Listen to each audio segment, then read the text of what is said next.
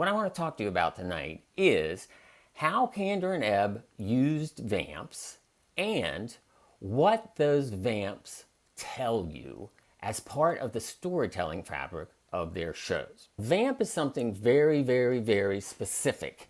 It is a repeated musical phrase, something like this.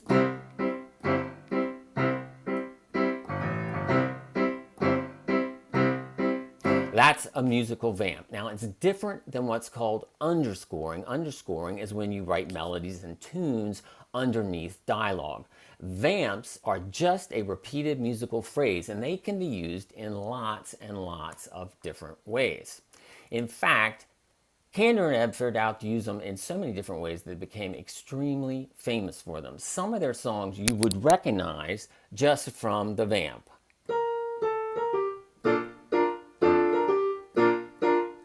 You know what song that is right away when you hear the vamp because they knew how to use it, and it's what they do with the vamp in the song. And we're going to start with a really easy one so you can understand sort of what the basics are. We're going to look at Willkommen from Cabaret from 1968. I'm sure you all probably know this.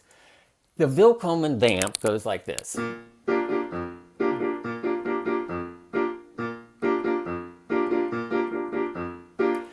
Over and over and over again. It is a repeated musical phrase, and it's always done exactly like that. Now, the way it's used in this scene is a very traditional use for it right out of vaudeville. So it's used to connect the different scene sections in the song, like singing itself, the song, a dance routine, or any kind of dialogue that's happening in the song. This vamp is going to connect all of that. It's also used to do hold time when needed. I'm sure you've heard the expression vamp till ready. So you play this until the next thing is ready to go.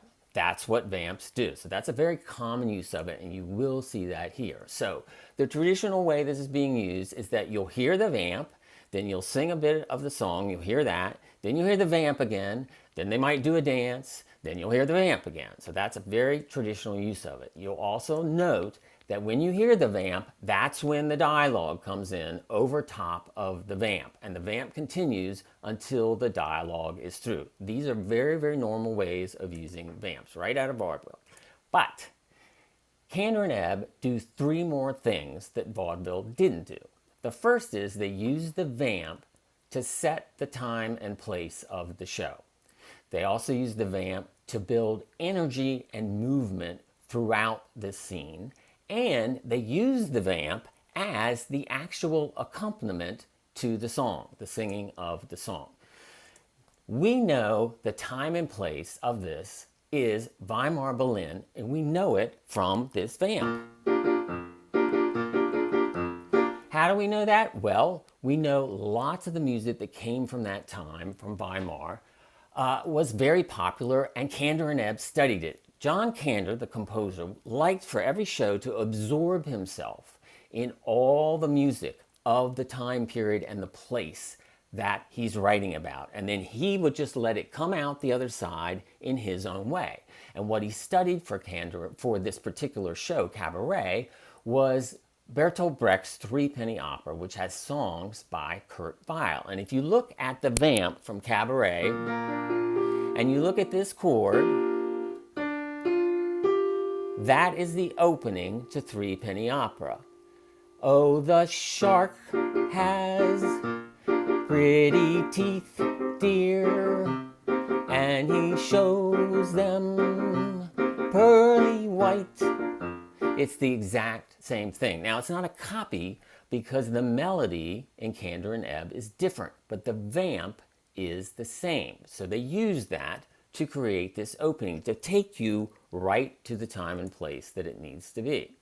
They also use this vamp to build energy and movement all throughout the scene. And the way they do this is by not just repeating the vamp in the same key, but changing key many, many, many times. In the stage version, it changes 9 times. In the film, it changes 6 or 7 times because they shorten the scene.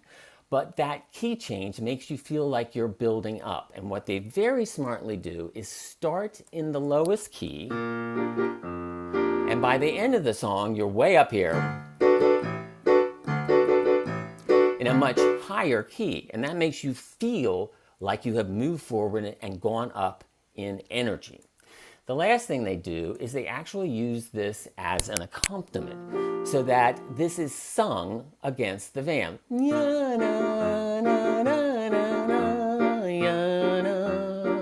So the tune is just set against the vamp. So when you hear the vamp, it continues right in under the melody. So it becomes the song. So it's no longer the way vaudeville is. It is now a core element of creating the song itself. It's a compositional element. So you've seen now a song, a scene that is made up of just a vamp, and these two guys have created this whole thing out of this one musical vamp. So it's connecting all the different sections you saw, whether the MC was talking, whether he was singing, whether other people were singing, whether the band was playing, whether they were dancing. It's all the vamp holding that whole thing together. It is held every time he speaks. Every time he's introducing people, they just keep playing this vamp over and over and over again until he's come to the end of that, and then it moves on. He's also using this to set the time and place. We know where we are just by hearing this music, and you could see all the key changes and how it moves through that song, and it keeps going up and up and up and up to build momentum. And it's the very accompaniment to the tune itself. So the whole thing is built compositionally around this vamp. Now, there's one other thing I wanted to talk to you about. This vamp has dramaturgical purpose and effect. Dramaturgical meaning the architecture is pinned on this brick. So what it does from the very, very top is establish the entire world of the show, not just the time and place, but this show is about seductive bringing in and yet never being settled. So they want you to feel that. This vamp changing keys so many times means it never settles into any one place. And at the same time, it just keeps pushing you on, luring you in like this. So it has that goal in mind. Does another thing. It establishes the theme of the MC. And it gives him control of the entire scene, because nobody can go on. Okay, they keep playing the vamp until the MC is done and moves into the next section. He controls the entire operation, and by making it based on a vamp, they give the control to him. All of that is a metaphor for the rise in fascism in Germany, in one person taking complete control of all the puppets on the stage by being able to control when the music moves on and when it doesn't. The MC gets that kind of control. The last thing is it becomes a motif. It's what's called a leitmotif. I'm sure everybody in here knows what that is, but it's a bit of music that represents something. It could be a character, a theme in the show, a feeling in the show, something like that. So this is the leitmotif of the idea of cabaret in Weimar, Berlin. And they'll use this throughout the show to signal that to you. So in this song, we've looked at the basics of what a normal kind of vamp would do with some added things that Kander and Ebb use it for. So now I want to look at a different tune. The one we're going to look at is Colored Lights from the Rink. In this one, they're going to use the vamp again for time and place. They're also going to use it again for accompaniment. They're also going to use it to define reality versus memory in the song. That's what the vamp is going to do. This actually has two vamps. The first one you hear is played on an organ. It goes like this.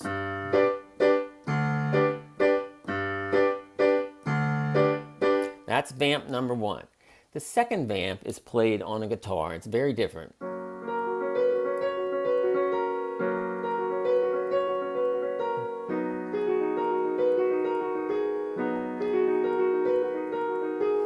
They just repeat when you hear them over and over again. So two completely separate vamps. You'll note that the first one is in what's called block chords. All these notes are struck at the same time. They're struck, blocked together. In the second one, it's arpeggiated, means all the notes of the chord are played separately. So you hear. So they're very, very different in construction. They're doing that on purpose because the time and place is being indicated in these by the first one. It represents the past at a roller rink, and it's played on an organ like you would have heard at a roller rink. The second one represents the present, and it has various locations when she sings about it, but this is just done on guitar, and it allows her to be more conversational about the present. So it's used very clearly that way. These are symbols in the song. They are symbols, the first one, the past, for a memory, and the present for the reality of the moment that the song is being sung in. So that's one reason they are so distinctly different. We're going to first listen to this from the original cast album. You're going to hear Liza Minnelli singing. Her character is named Angel. In the show, she and Chita Rivera play a mother and daughter. Chita's the mother, Liza's the daughter. The mother owns a roller rink that Liza grew up with, and the mother is going to sell the roller rink, so it will no longer be around. So Liza is now singing this song to her mother. So what you want to look at when you're listening to this is the use of vamps to tell you things. These are storytelling units in this. So listen, and I've labeled some of it so you can hear what's going on. Let's take a listen. Edward, Whoop, yep. before you play, I just wanted to ask, these are simply generally John Kander's work, right? Or is this Kander and Ebb, they work together on a vamp? Totally work together, yes. The way, that's actually a good question. I should have pointed this out. So they sit down in a room to write a song, right? And they would generally go from some moment in a script that they would see. They would spot the moment and think, well, that could be a song. And as they toss it back and forth, they did not say, you go first and then I'll figure something else. Whoever got the idea first will go. So let's say Fred Ebb gets the idea, this is going to be a memory song, and I see Liza singing about a memory of the past and the roller rink. So then John would go to the piano and he would go, oh, well, what if this is the roller rink? And what if this is her memory? And then once they do that, then Fred would say, oh, and now in the memory, she's talking about this. Then John at the piano would say, and it sounds like this, and he would play and sing. So they're going back and forth and back and forth. There is no one person. So when I say a vamp, it may be musical, but it isn't directly used as storytelling for the entire thing. Okay, thank you. That makes sense? Yeah. Okay, here we go.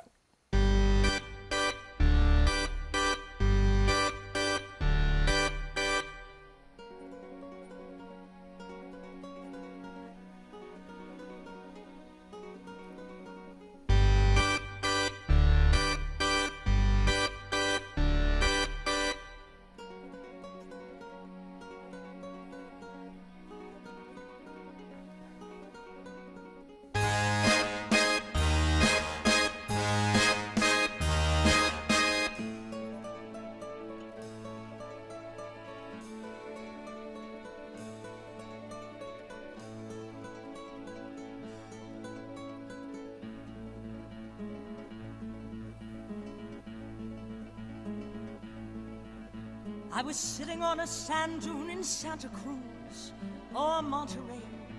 Well, anyway, I could feel the trickle on my cheek of ocean spray. A perfect day. Well, anyway, I remember how I turned to Sam and said, or was it Fred? Well, anyway, I should be up and yet I'm down instead. Something's missing, Sam. Something's missing, Fred. Something's missing here.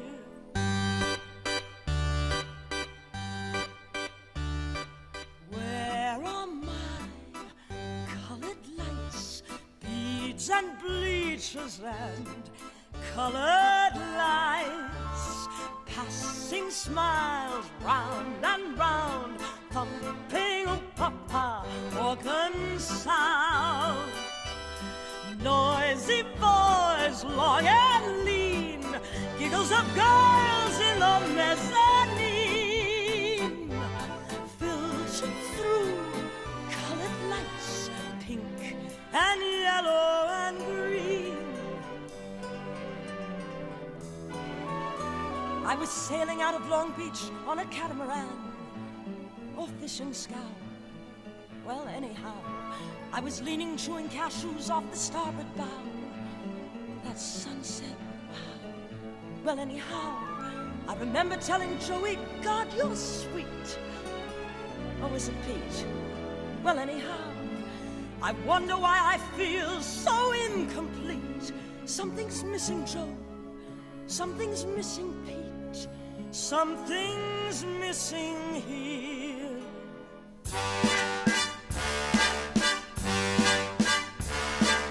Where are my colored lights, beads and bleachers and colored lights? Passing smiles round and round, thumping papa organ sound. Noisy boys, long and lean, giggles of girls in a mezzanine. Filtered through colored lights, gold and amber and green. And I tried to find the answer in the friends I made, or beds I'd share, well, anyway. But with other people's music ringing in my ear, I couldn't sing, well, anything. And I thought if I could just be 12 again, or was it 10? Well, anyway, it seems to me I knew the secret then. It's so simple, 12. It's so simple, 10. It was simple then.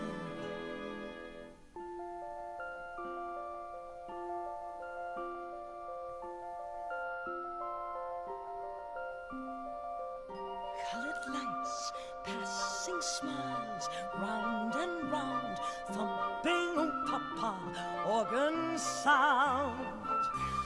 Noisy boys, long and lean, giggles of girls in a mezzanine. Filtered through colored lights, red and orange and gold and amber and pink and yellow and green.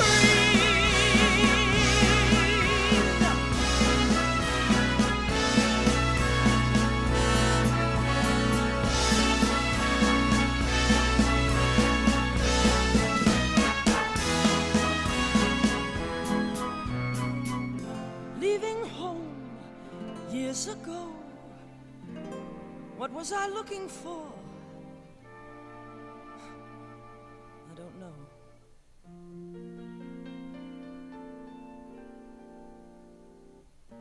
I can't recall. Well, anyway, soon I'll have my days and nights of wonderful, glimmering, beautiful, shimmering colored lights.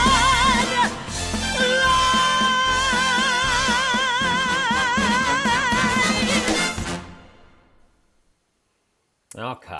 Beautiful performance by Liza Minnelli, really stunning. The show was actually not very well received, but it was the favorite show of Kander and Ebb. Their favorite collaboration together was on that show. So what you saw was them using these vamps to convey time and place, the organ one being in the past and the guitar one being the current present. They use these vamps as the accompanying of the melody in the song. So you hear it underneath what she's singing, just like they did in Cabaret. That's their technique. And they're using it to define the past and the present. But again, these have dramaturgical purposes and effects. So the whole point of doing this is, as storytellers, as songwriters, they want to externalize the character's psychological split so that you sitting in the audience, it's very, very clear. If you just heard the music or you just heard the lyrics, it would not be as clear as this. But when you merge the two together and you put these vamps with what the lyrics are saying, it becomes very clear that the first vamp is the pull of the past and the second vamp is her present and all the sort of burdens that are added onto that. So it's very much a part of their storytelling. They did this better than anybody else. They did not invent vamps. They did not invent them, and they've been used by many, many people. You'll find them to some extent in like Rodgers and Hammerstein. You'll find them in Stephen Sondheim, but nothing like the way they're done in John Kander and Fred Ebb's work, where they use the vamps for many, many, many, many reasons beyond holding time until the next thing is ready. They're really using this to tell you the story. And we'll look at one more, and we're going to look at the Morphine Tango, and this is from Kiss of the Spider Woman. This vamp is being used now, again, to tell time and place, tell the audience that. It is now the melody. So the vamp is no longer an accompaniment, it's the actual melody. So using vamps as melody now. They've really, really innovated beyond the beginning. And this melody is also a symbol. So this whole thing has multiple uses here. The vamp goes like this.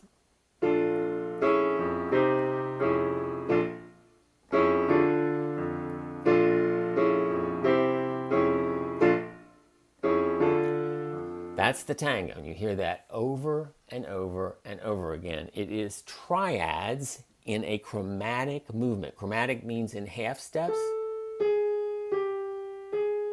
and triad means 3 notes, each 3 notes apart.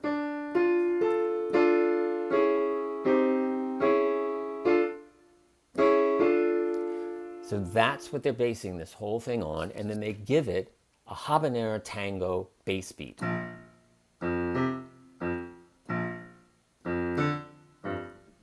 So those two things are put together, this smooth top and this tango beneath. So that is the vamp that they're working in.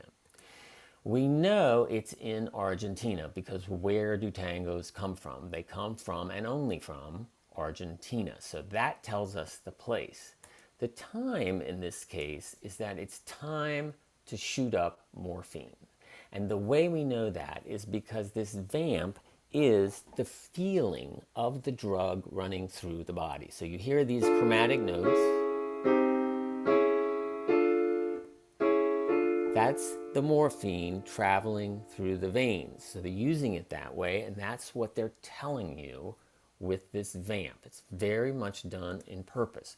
So basically this whole vamp is a symbol of the morphine going into the body. And that's what they're using it to tell the audience. So it has to be very clear. It's a super clear storytelling. This vamp is sung. So you can see here, I've outlined the vocal line. In this case, they're singing on just ooh. Ooh. Ooh. But they also use words for it at points. So it's not just ooh, it's words and all that. They're singing the vamp. They're repeating it over and over again. Now, they may move it up a little bit higher or move it down lower, but it's the exact same vamp over and over again. It's like a cell, a brick that they're using to build this song. The structure of the scene is that you're going to hear the vamp at the beginning, and then the morphine is actually injected into the person, and then in the middle, the second section of the song, the drug takes effect, and then in the third, we stay with it as the morphine continues to travel through the body, all done with this vamp. When it gets into the middle where the drug is taking effect, what they do is slow the vamp way down. So instead of 1, 2, 3, 4, you hear 1, 2, 3, 4, 1, and then they harmonize it beautifully differently.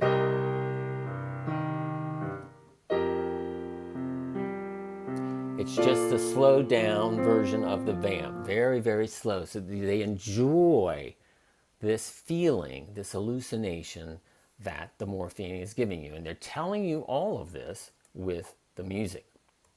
We're going to listen to the original cast album recording of this. This song is sung by the prisoners in this jail, and they're in the infirmary, and one of the prisoners is sick. And every time they get sick, they inject morphine to get the high. So what you're getting is your watch from the audience as one of them injects another one with morphine, and they talk through the scene so you can see what's going on. They sing through the scene, and watch the vamp, because the vamps what we're talking about use this storytelling. Take a look at this one last vamp.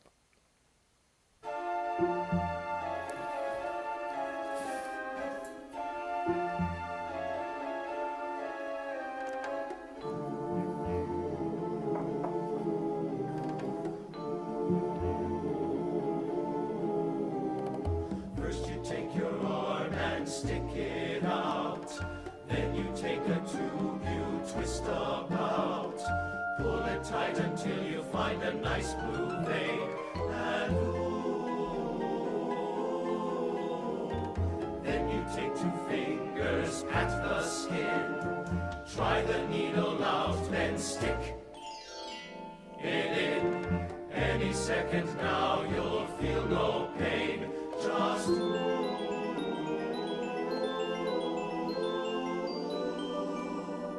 not bad is this. Dreams drift by. Love once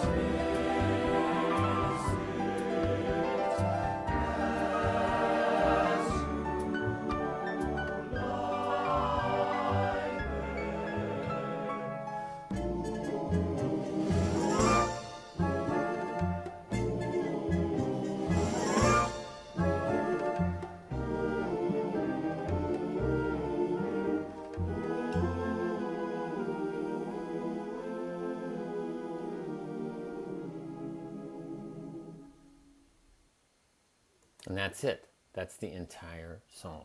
So again, you've heard now this vamp being used to tell us the time and place. It's Argentina. It's time to shoot up. And the vamp is now the melody. Instead of being an accompaniment in this song, they stretch it and they make it the melody itself. And it represents the morphine going into the body. But again, it's got dramaturgical purpose, this whole thing. It is meant to just communicate to the audience the effects on this drug. But what they're really trying to say is all these prisoners are using this as a way of escaping from the reality they're in, which is very, very brutal. So the reason the song is constructed the way it is not only to show you how the morphine goes in and the pleasure it arrives, but you'll see this very, very sort of seductive top to it, like here, with the punch dance underneath. So they've got both the escape and the hallucination against this kind of reality of the kind of dance it is. So those are the kind of things that they're doing. I think you can tell that, you know, I'm a songwriter myself, so when I look at these kind of pieces and the way these guys use material compositionally, and we focused a little more on the music tonight, but it's just part of the storytelling fabric they do. It is really amazing to watch because theater music is not like any other kind of music. Every single bit of music in the theater has to have a purpose to tell the story. It's not there for a musical reason like a string quartet, and it's not abstract. It is storytelling. So when you take it apart, you have to look at how are they using these elements to tell us the story? And that's when you really sort of discover the way songs are written. So I'm getting ready to teach a course at Juilliard on Kander Ebb. Starts on Sunday. And the key in I found to almost every single song that they wrote is to know what the vamp is. And a vamp is used in so many different ways. So what you and I always think of vamps is, that's a vamp. There are many, many different kinds of vamps. You just heard a vamp being used as a melody, and the key is to understand that and to know sort of where they come from with the vamp, the history of the vamp, where it comes from, and where they take the vamp in their music. It's sort of the core musical element of all their songs throughout their decades and decades long career. So if you understand that, you'll understand any show they've written a lot better. If you watch Chicago, it's in the top of all that jazz. It is the vamp, and that's what leads us into the entire show. And that's a vamp. They use vamps as the building blocks of all their songs. And as David, as you were saying, sometimes it's hard to separate from the lyrics. I didn't go into what the actual lyrics are saying, but just note that none of these things work with just one or the other. They must work together. If you just read the lyrics, you would kind of understand what it is, but you would not get the effect of what it leads you into and the story it's telling without the music. And if you just heard the music without the lyrics, you wouldn't know the same thing either. So that's what makes these like incredibly cool collaborative teams like really, really special, like Kander and Ebb. So that's what I wanted to explain to you all tonight, is just talk a little bit about what these vamps are, why they're so famous for them, like New York, New York, why this becomes their sort of core source material for writing songs, and what they are able to communicate with just a vamp. Because for those of you who've ever done shows and you know vamps, you always think of them as just placeholders to vamp for time, but they're actually being used in this case to build and create entire songs by just using them as building blocks for the craft of writing the song. Excellent, excellent. That's so helpful, because you think of Kander and Ebb, and that's one of the first things I think of. You got me interested as soon as you said Rodgers and Hammerstein have them. I'm trying to think of one. That could be way off. But how about Surrey with a Fringe on? That's what I was just going to name that. Yeah, yeah, yeah. Oh, it's so funny. It's very, they don't use them very much at all. They use a lot, though, of what's Will you called play Surrey underscore. just so people can hear it? I Dun, dun, dun. can't even think of Okay. it. When I take you out on the Surrey, it's that kind of vamp. You could almost do the cabaret thing to it.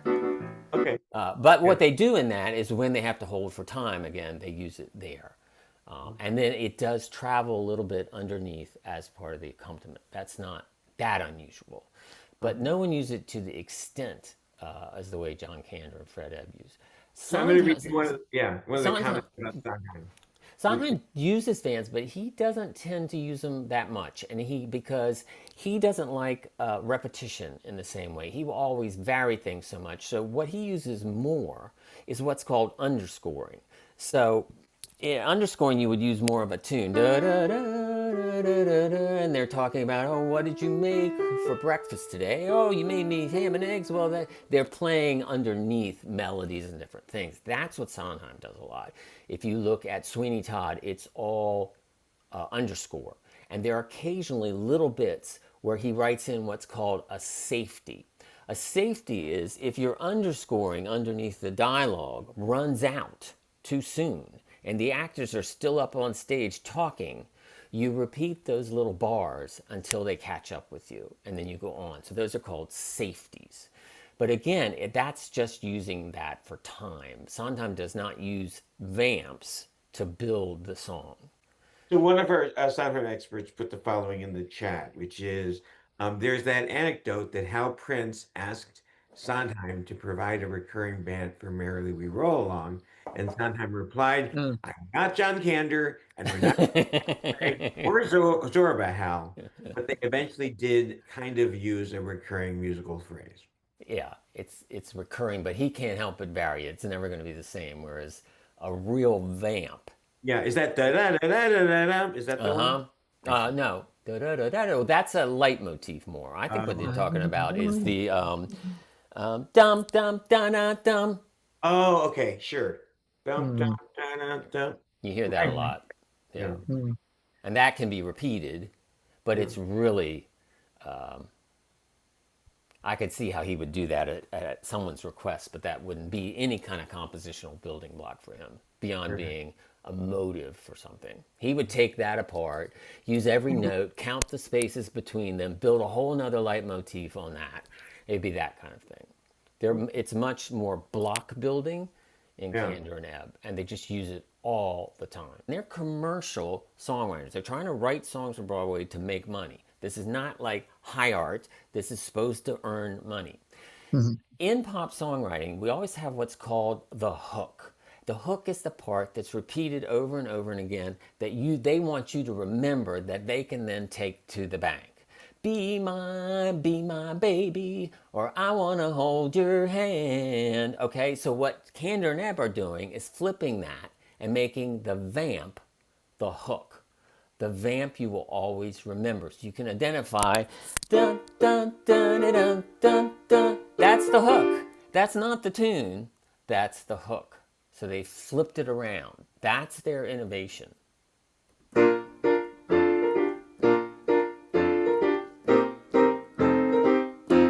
So my question is, why do people love that so much? What's so good about that?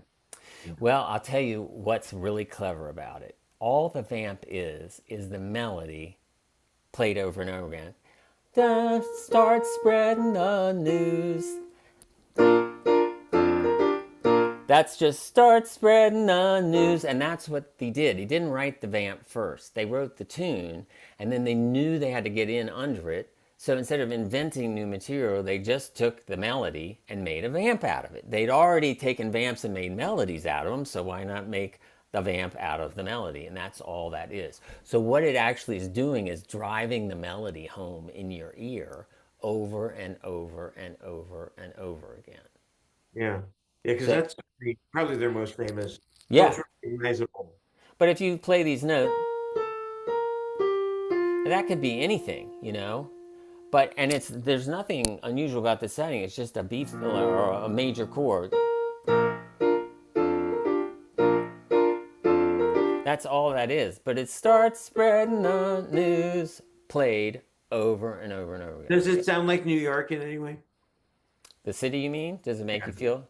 I Yeah. don't think it does. Other than what they did provide was a pride of energy. Okay. Yeah, no, I hear You know? that. And I think it resonated at the time.